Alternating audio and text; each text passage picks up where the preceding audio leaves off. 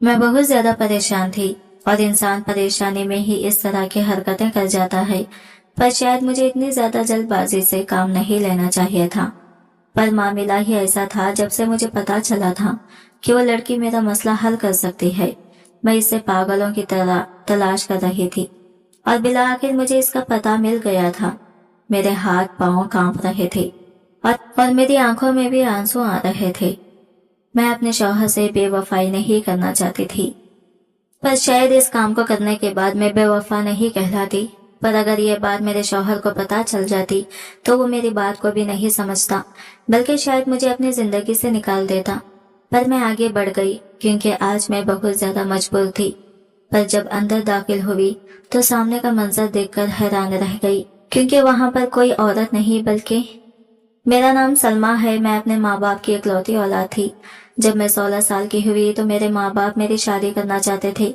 इनको शादी की बहुत जल्दी थी और इनकी नज़र में ऐसा रिश्ता सबसे अच्छा था जिसमें लड़के की नौकरी और तनख्वाह पक्की हो कि वो अपनी जगह अच्छे तरीके से गुजार सके।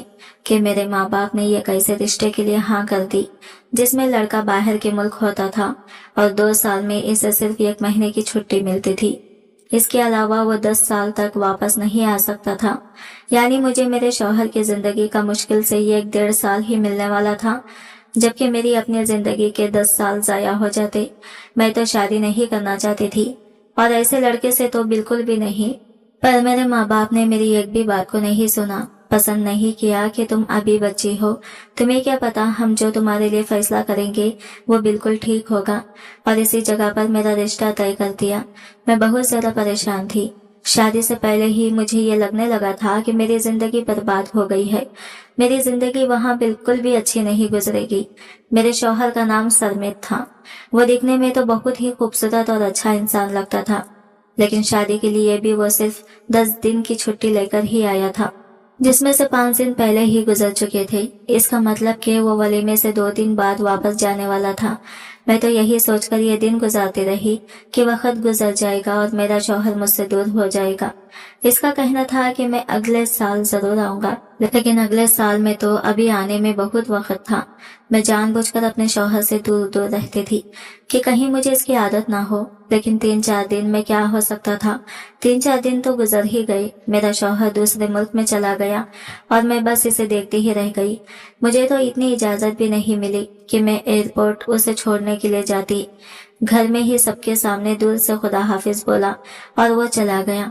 वो बहुत ज्यादा पर उम्मीद था। उसने कहा कि मैं वापस जरूर आऊंगा, लेकिन दिन इसी तरह गुजर रहे थे।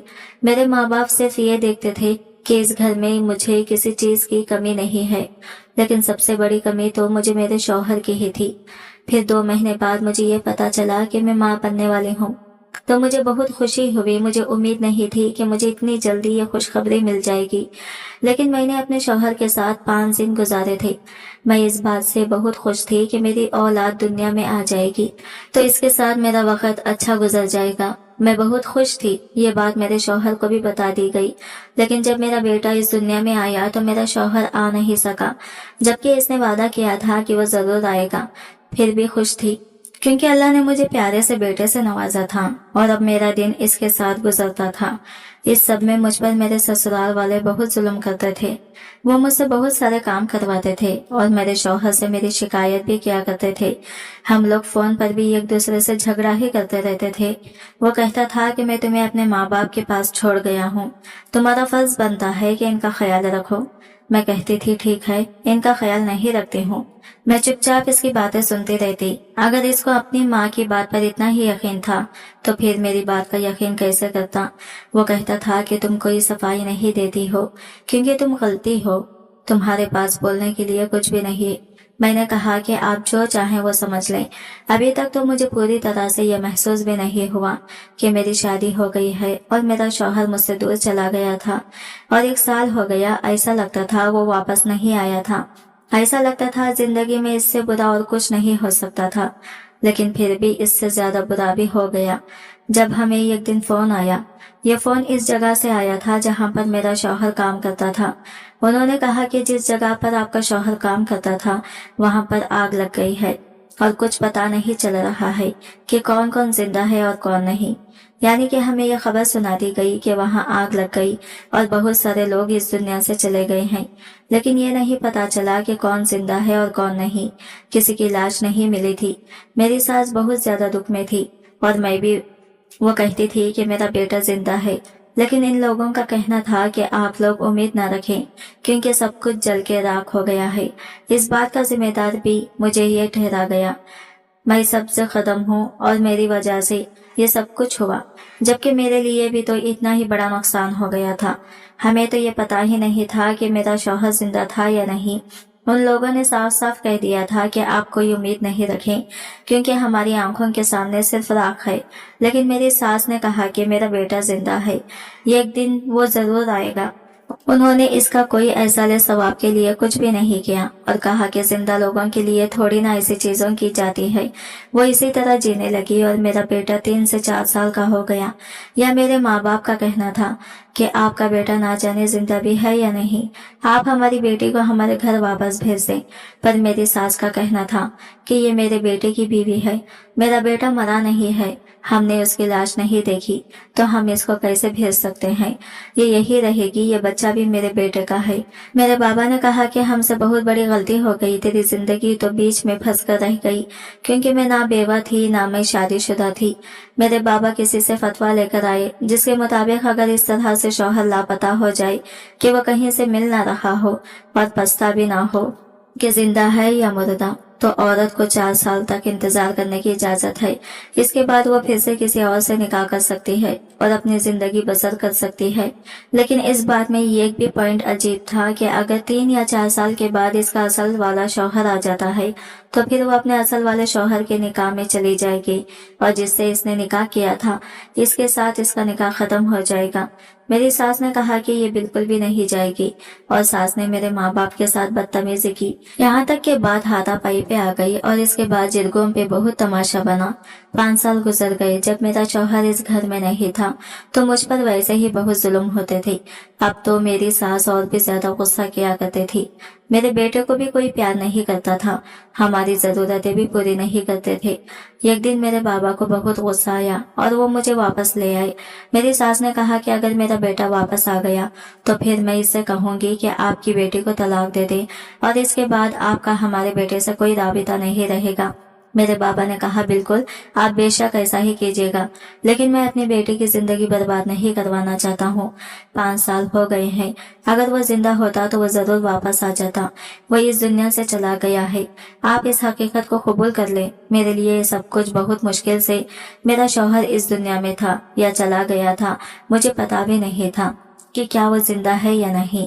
सब यही कह रहे थे कि क्या वो नहीं आएगा। मेरे दिल में तो उम्मीद थी, लेकिन गुजरते वक्त के साथ वो उम्मीद खत्म हो गई। मैं अपने माँ बाप के घर रहने लगी और अभी 2 महीने ही हुए थे कि मेरे माँ बाप दोनों ही एक हादसे में जान बेहक हो गए। मुझे ऐसा लगता था कि सारी मुसीबतों ने मेरा ही घर देख लिया था। पहले मेरी पसंद की बगैर शादी करवा दी गई, फिर मेरा शौहर मुझे छोड़ के चला गया, फिर वो लापता हो गया। मेरी सास ससुर ने मुझ पर इल्जामात लगाए, मुझे जलील किया। मेरे माँ बाप ने मुझे अपने घर में पनाह दी और मैं ये सोचने लगी कि मैं यहाँ पर महफूज रहूंगी। तो मेरी माँ और बाप भी इस दुनिया से चले गए। लेकिन मेरे माँ बाप का कारोबार था जो कि मुझे ही संभालना था। मेरे लिए सब कुछ मुश्किल था। वो भी एक छोटे बच्चे के साथ। मुझे मेरी एक पुरानी दोस्त मिली जिसको मैंने ये सब कुछ बताया तो इसने मुझे अच्छा मशवरा दिया। इसने कहा कि तुम कारोबार संभालो, मैं ये सब कुछ बेचकर यहाँ से जाना चाहती थी। इसने कहा कि लाहौर बहुत अच्छी जगह है, यहाँ पर कोई भूखा नहीं सोता है, तुम यहीं पर रहो, सब कुछ ठीक हो जाएगा। वो मेरी मदद भी किया करती थी। इसके साथ मिलकर मैंने अपने कारोबार को बेहतर बनाने की कोशिश की।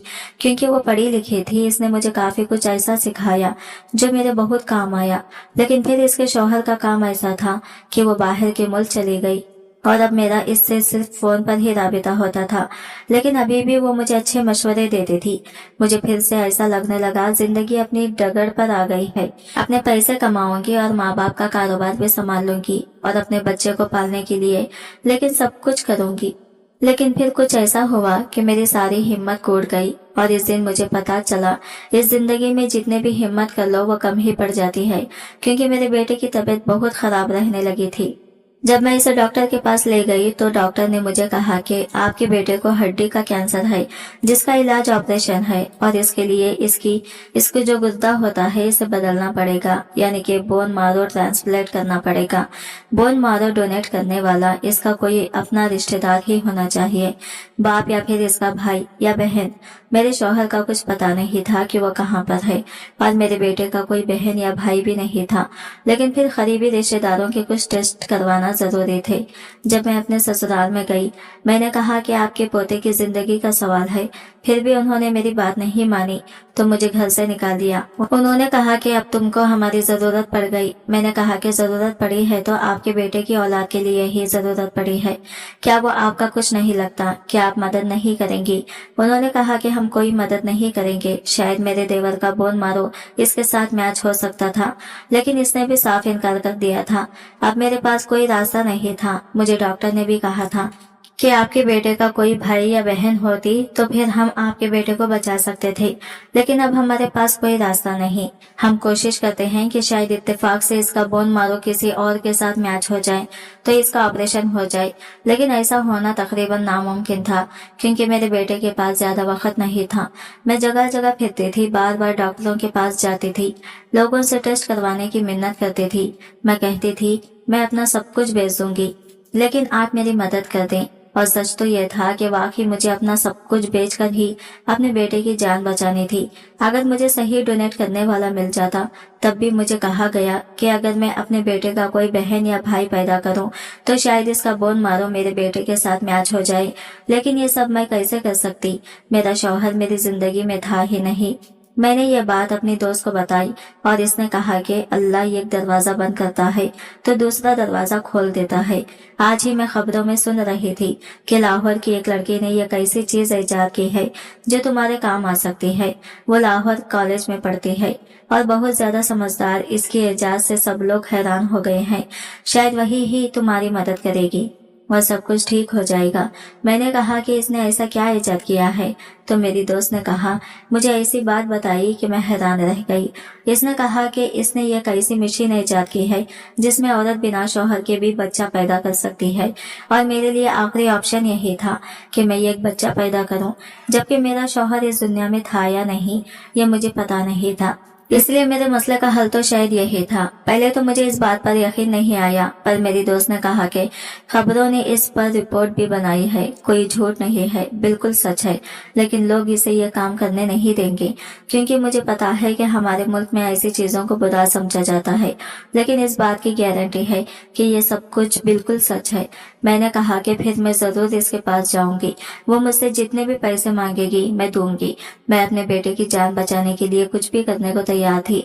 डॉक्टरों का कहना था कि अगर मेरा बच्चा पैदा हो गया और वो 1 साल का हो गया तो 1 साल के बच्चे से भी हड्डी का गोदा ले सकते हैं, और मेरे बेटे के पास तो कम से कम 2 साल का वक्त था। पहले मैं मारी मारी फिर रही थी तो मुझे कुछ भी मदद नहीं मिल पाई थी, लेकिन अब मुझे लग रहा था कि ये सब कुछ ठीक हो सकता है और मुझे उम्मीद की एक किरण नजर आई थी। इसलिए मैंने इरादा कर लिया। मैं लाहौर में ही रहती थी और मेरी दोस्त ने मुझे इसका पता और फोन नंबर भी लेकर दिया।